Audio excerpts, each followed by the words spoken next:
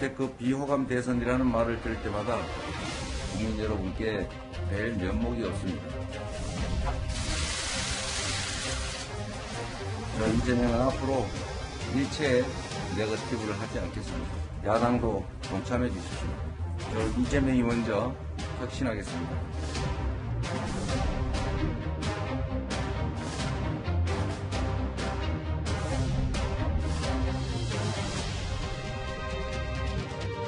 저부터 바꾸겠습니다. 함께 바꿉시다. 제가 우리 선대위를 대표해서 국민께 절을 올리겠습니다.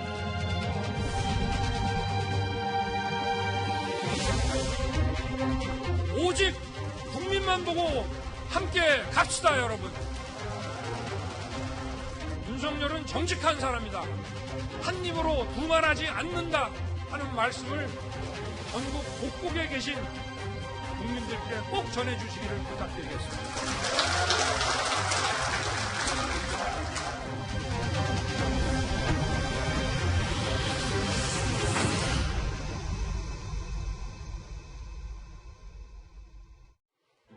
예, 오늘 뉴스탑10은 바로 여기부터입니다. 설 연휴만 지나면요, 한 달밖에 남지 않은 대선판으로 모든 이슈가 집중이 될 겁니다. 그렇기 때문에 설 연휴 직전, 그러니까 오늘, 내일, 모레 이 민심과 여론이 굉장히 중요할 수 있습니다. 전반적인 대선 판세를 점칠 수 있는 여론조사들이 속속 나오고 있는데요. 먼저 이 현재 대선 판세와 관련해서 여야의 목소리부터 먼저 만나보겠습니다. 원래 우리 민주정권이 대선에서 이길 때는 많아야 3%, 50만 표, 30만 표로 결판이 나는데 이번에는 제가 보기에는 5만 표, 3만 표로 결판 날 것 같아요. 정치인들이 뭐 별겁니까? 안 찍어주면 떨어지는 거잖아요. 정말 2표 차로 떨어질지도 모릅니다. 하루에 한 명에게만이라도 말해주세요. 우리가 잊지 말아야 할 것이 있습니다. 민주당 정권에 실망하신 국민께서 아직 마음을 정하고 계시지 못한 분들도 많이 있습니다. 윤석열은 정직한 사람이다. 한 입으로 두말하지 않는다 하는 말씀을 전국 곳곳에 계신 국민들께 꼭 전해주시기를 부탁드리겠습니다. 윤석열 후보 지지율에 마이너스 요인이 작용하지 않을까 이렇게 예상을 많이 했던 거 아닙니까? 플러스 요인이 작동하니까 좀 황당하긴 한데요. 플러스 요인이 작동한다는 것도 참 이해하기도 없고. 여야 목소리 들어봤고요. 지금부터 본격적인 얘기를 좀 해보겠습니다. 먼저 이도원 의원님. 네네. 저와 같이 그제 어제 조사된 새로운 여론조사 결과 보겠습니다. 리얼미터 여론조사 결과인데요. 이재명 35.6, 윤석열 44.7, 안철수 9.8, 심상정, 김동연 두 후보의 수치는 이와 같습니다. 오차범위 밖으로 격차가 좀 더 벌어졌다. 전반적인 판세 어떻게 좀 봐야 될까요? 우선 그 리얼미터는 ARS, 그러니까 전화로 면접을 하는 것이 아니라 자동응답 방식으로 조사를 하는데, 이 조사에서는 상대적으로 윤석열 후보가 조금 높게 나오는 추세는 있었습니다. 예. 그걸 감안하더라도 지금 그 9% 가까운 차이가, 그러니까 오차범위 밖에서 큰 차이가 나는 거는 상당한 의미가 있다고 봐야 되죠. 최근의 여론조사 트렌드를 보면은 윤석열 후보가 상승 추세, 그리고 이재명 후보가 약간 박스권 내지는 약간 하락 추세, 그리고 안철수 후보도 주춤 내지는 하락 추세입니다. 특히 그 여당에서 그 최근 2주간의 그 윤석열 후보의 부인 김건희 씨에 대한 그 녹취록 의혹을 강력하게 제기했고, 예. 그럼에도 불구하고 여론에 별 변화가 없고, 이제 어제 오늘 그 새 신안들을 잇따라 발표했습니다만, 이게 얼마나 그 영향을 미칠지 내부에서 좀 비판이 나오는 상황이라서 가늠하기 어렵고, 안철수 후보도 나름 양비론, 그리고 여권 노동 개혁 이런 그 정책을 내세웠지만 아직 큰 힘을 받고 있지 못합니다. 오늘이 수요일입니다. 예. 이번 주말부터 설날 연휴가 시작되는 겁니다. 예. 그래서 그 안에 그 이재명 후보가 어떤 그 굉장히 그 중요한 모멘텀을 그 갖지 못한다면은 설날 연휴 이후에 이런 추세가 굉장히 굳어지면서 3월 9일 대선까지 그대로 갈 수도 있다. 여권에서는 그런 그 우려를 할 수 있고, 야당, 제1야당 국민의힘에서는 이런 그 우위도 언젠가 불과 1주, 2주 만에 뒤집힐 수 있다, 이런 위기감을 갖고 좀 잘 나간다고 보일 때, 지지율이 좀 반등한다고 보일 때 더 조심하고 어떻게 더 국민의 마음을 얻는가 여기에 더 노력을 해야 될 것 같습니다. 일단 윤석열 후보는 44.7%가 나왔습니다. 방금 화면에서도 잠시 만나봤는데 오늘 국민의힘은 필승 결의 대회를 열었습니다. 최근 윤 후보의 지지율 상승세에 국민의힘 지도부도 한껏 고무되어 있는 듯합니다. 제가 한 달 전쯤에 의총장에서 얘기할 때보다는 분위기가 좋죠? 예, 이게 다 지지율 덕입니다. 예. 그래서 저는 이 좋은 분위기가, 그리고 이 승리의 분위기가 저희와 항상 함께하기를 기대하고 있습니다. 우리 모두는 하나입니다. 윤석열 후보를 중심으로 우리가 똘똘 뭉치면 새로운 미래, 멋진 대한민국 만들어낼 수 있습니다. 내가 윤석열이라는 각오를 가지고서 앞장선다면 반드시 3월 9일 필승을 만들어낼 것입니다. 제가 한번 구호 외치고 마치겠습니다. 내가 윤석열이다! 윤석열이다! 윤석열이다! 저희는 그렇게 선거를 전략으로 보지 않고 먹고 사는 문제로 봐서 그런지 몰라도 경제활동에 고민이 많은 세대가 지지해준다는 것에 대해서 20대와 70대로 저희 지지층을 더 넓혀나가야 된다고 생각하고 있습니다. 물론 국민의힘 말 그대로 필승 결의 대회니까 분위기가 좋을 수밖에 없는데 그럼에도 최근 지지율과 좀 무관치가 않은 것 같아요. 저 분위기가. 20대 남성과 20대 여성 지지율을 좀 주목하는 이유가 결국 여기가 중도층이고 표심을 좌우할 수 있다.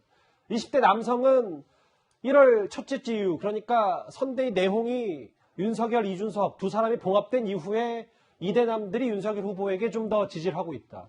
이 반응은 많이 나왔었는데요. 다음 화면을 좀 보겠습니다. 최근 지지율이 이재명 후보가 정체된 이유가 혹은 윤석열 후보가 반등한 이유가 20대 여성층이 요지부동 이재명 후보에게 그리 마음을 주지 않고 있다는 이런 추세. 결국 이것도 형수욕설 논란과 좀 관련이 있다고 봐야 되는 겁니까? 그렇죠. 왜냐하면 문재인 대통령 그 선거 때는요. 사실은 20대 여성들의 전폭적인 지지를 받았다고 볼 수 있거든요.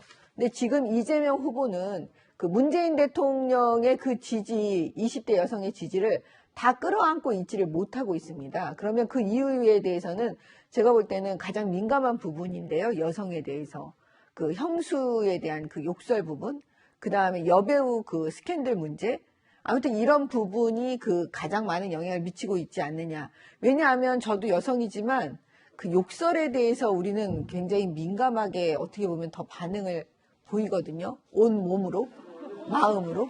그렇기 때문에 그거 아마 서로 그 이재명 후보가 대통령감이라고 이렇게 마음을 주기가 되게 어려울 거예요. 그래서 20대 여성은 확고부동하게 지금 제가 볼 때는 그냥 계속 지금 정체 국면을 가고 있잖아요. 예, 이게 이재명 후보가 극복해야 되는 건데 과연 극복이 되겠습니까? 형수욕설이 어느 정도 영향을 미쳤을 것이다. 지금 20대 여성 표심에서는. 네. 근데 다음 화면을 보겠습니다. 아직 선거는 설 연휴 직후 얼마 안 남았다고 하더라도 40일 가까이 남았기 때문에 40일 넘게 남았기 때문에 승리 분위기 샴페인을 일찍 터뜨리기 좀 이르다. 김종인 전 비대위원장. 지지율이라는 게 오르락내리락 원래 올라갔다 내려갔다 한다. 시간 가봐야 아는 것이다라는 한 언론 인터뷰도 했는데요. 근데 김종욱 교수님. 근데 정치라는 게 새 싸움이라면 오늘 보니까 민주당에 있었던 울산 지역 정치인들이 국민의힘에 또 200명 가까이 대거 입당했거든요. 이 분위기가 또 윤석열 후보 지지율 상승과도 연관이 있는 겁니까? 그렇죠. 최근 상황을 보게 되면 울산 같은 경우는 지역 정서상 실제로 과거에는 이제 국민의힘의 지지가 높았던 곳이었던 상황이었었고요. 예. 지난 지방선거와 관련해서 탄핵의 어떤 여진 속에서 민주당 시장이 당선된 지역이기 때문에 그런 차원에서는 그 이전부터는 국민의힘이 좀 지지 기반이 좀 강했다라고 볼 수 있는 상황인 거고 말씀하신 것처럼 지지율 자체가 유동적인 상황에서 윤석열 후보의 지지율이 상승면을 겪으면서 아마 그 내부에 있는 사람들이 정치적 결단한 거라는 생각이 드는 거고요. 다 아시겠습니다. 얼마 전만 하더라도 TK 원로이고 국민의힘 전 국회의원이었던 박창달 의원 같은 경우도 국민의힘에 있다가 민당으로 이렇게 입당한 케이스가 분명히 있기 때문에 지지율의 연동에 따라서 변화는 되게 많을 수 있다는 생각이 드는 거고요. 그래서 아까 이도훈 의원님 말씀하신 것처럼 ARS 같은 경우는 윤 후보가 상당히 높이 올라가는 추세인 거고 하지만 또 전화면접 조사 같은 경우는 초박빙 상황이 나오고 있는 상황입니다. 하지만 지금 상황은 윤 후보가 상승세를 탄 건 사실인 것 같고 이재명 후보가 거기에 비해서 추격하는 힘이 좀 약하다는 측면들은 분명히 있습니다만 저는 앞으로 상당히 변수가 많을 거라는 생각이 들어요. 주목하셨던 2030 여성 문제, 그다음에 중도 문제, 그다음에 서울하고 서울 인근 지역 수도권 유권자 문제, 이 세 유권자 측이 상당히 유동적인 측면이 강하고 예. 관망책이 되게 많은 상황입니다. 저는 그래서 추석 연휴가 지나고 나서 2월 15일 날 이제 선거운동 개시가 되는 이 시점들을 전후해서 또 한 번의 출렁임이 있을 거라는 생각이 들고요. 그때까지 얼마만큼 그분들에게 진심으로 다가갈 수 있을 것인가라고 하는 측면에서 이재명 후보, 윤석열 후보 이 두 후보에게는 중대한 과제가 앞으로 한 보름 동안 남아있다 이렇게 생각이 듭니다. 예, 지금 설 전에 정치권 여러 부침들이 좀 있습니다. 그러면 새로운 여론조사 하나 더 만나보겠습니다. 김건희 씨의 녹취록, 이재명 후보의 형수 욕설 녹음 파일, 어떤 게 더 안 좋았었는지 여론에 50.3% 형수 욕설 부정적 영향이 있고 김건희 씨 7시간 통화 44.5%가 부정적 영향이다. 이승훈 변호사님, 이걸 뭐 단순히 비교할 수는 없겠습니다만 민주당 입장에서는 김건희 7시간 통화 녹음은 최근 일이고 형수 욕설 논란은 과거 일인데도 이 부정적 영향이 예상보다 더 높다. 이게 좀 악재로 받아들이진 않을까 싶기도 한데요. 그렇죠. 뭐 국민 입장에서 보면 여당 후보잖아요, 이재명 후보가. 그렇기 때문에 아무래도 현 정부에 대한 어떤 비판들, 경제적인 문제에 대한 비판들까지도 감당해야 되는 문제가 있고요.